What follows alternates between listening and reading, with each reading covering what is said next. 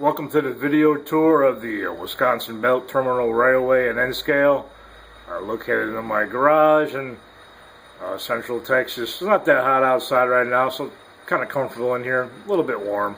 Here we go. Right here we have the track. Closer to the backdrop is going to be the main. Track closer to the camera is going to be yard lead 1. Come down here to the rolling mill. It's just sitting there because I haven't found a home for it in the layout yet. I'm really not done with laying track, so it'll just sit there for right now.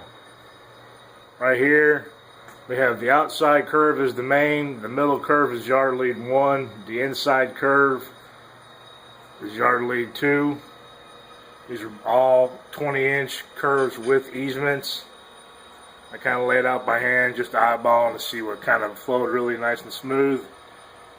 Here we come into the facility, the back side of it. We got some C&W power sitting there with some Sioux power, waiting for their next assignment. Come down here to the track. You hear the FP45 by Adler with the Tsunami sound decoder. Sounds pretty sweet. Then we got some Sioux power sitting right here. I don't know if you can tell, but those beacons on the roof do flash. One on the GP35 and then one on the Jeep 7. Then we got some Bandit power. We got a Bandit SD40-2 and 2 Atlas GP40 Bandits. One is weathered up pretty heavily. Other one I just got done with, well, last year. I just haven't got around to weathering it yet. Got some C&W power sitting here in the front, right there by the fueling rack. I just put that there for just staging purposes. And we got the yard coming up here. The TOFC track is AD1. And then where the Gons and that bulkhead car are sitting is AD2.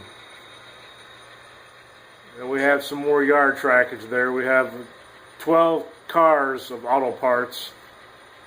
And there's general merchandise freight, some box cars, some covered hoppers. I got a C&W loco sitting down there. I can use that to switch with. We'll come down here. Those are the Fox Valley Sioux 7-post box cars. And then there's the Trainworks / Fox Valley Woodpacker car that they came out with. Really nice car. And we come down here, some more Fox Valley cars. Then on the end we have one of the Wheels and Time Pacific Car and Foundry RBLs. Also a very nice car. And we'll swing back here, pick it up, look over the yard.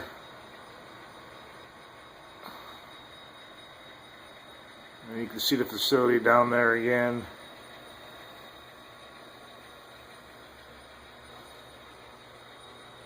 I think it looks pretty good. I'm kind of happy with it.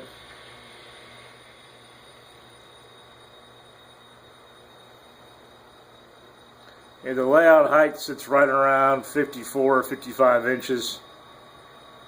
So if you want to get a kind of a idea, right there is about what I see where I'm standing up. So come down here to the south end of the yard. All the yard turnouts are controlled either by Blue Points or by homemade DP/DT slide switches with aluminum brackets. See if we can get a shot of one real quick. Yeah, there's one right there, and then there's the Blue Points. And then you can see the tortoises down there that are for the crossovers. And that's controlled by a DS64. Yeah, this train right here with the coil cars is getting ready to be picked up by some power coming from the south. We've got one of the Eastern Seaboard models box cars. And then that's an Exact Rail covered hopper. Here these buildings are just sitting here just to take up this space, because I'm going to put a big industry in there one time. Probably like a paper mill or a real large lumber place, you know, that makes, like Louisiana Pacific, that makes, you know, byproducts and stuff. Now we're coming up to the original part of the layout that I built when I first got back into the hobby. It's a 19-inch by 8-foot section that I made out of 3/4-inch plywood that I got off the job site when I was building houses. And you see the Green Bane Western Power along with the Fox River Valley SD24 getting ready to go pick up that train we just saw with the coal cars. And we got a lash up of some Sioux Milwaukee Power in the yard just sitting there doing nothing. Then there's the tank farm in the back along with an aggregate facility. And then we got the co-op, which is just PVC pipe along with the standard Cornerstone ADM milling from Walthers. Then in the back we have a team track with a covered gantry crane. And you can see the turnout right there. That's leading down the staging along a 7.5 turn, 20-inch radius helix.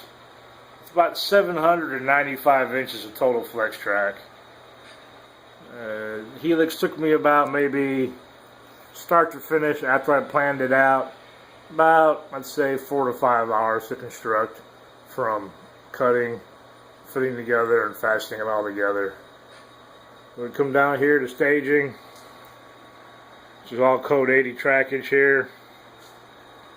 Got their DS64 hooked up to those Atlas turnouts there, the Payco ones in the back. They don't have one yet, but they're getting there. Then we get a auto parts train in the back that's 24 car lengths. Then we've got 7 more trains in front of that. I got a solid grain train up front and just some regular trains in the middle. With those are 8 tracks total. And between those cars on that track and then the 2 extra auto parts cars that I have sitting down here, the ones, the red Santa Fe and that black N&W, there's 208 cars in the staging yard.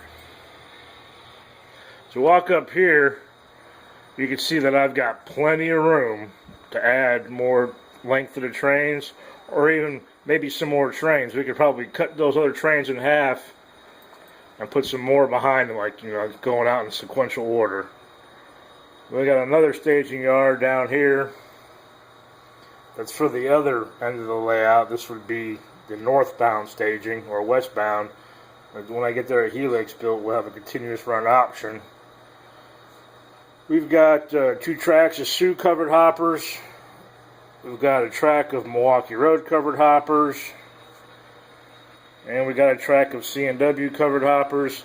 And just a bunch of strays. We got some Grand Trunk, some Rock Island, some Chessie System. The orange one's an ICG. And then we've got the blue ones that are the Minneapolis, Northfield, and Southern. And then some green BN ones. We'll come back up here. Get another shot of the facility. I think it just looks sweet. Anyways, thank you all for watching. And y'all have a good night.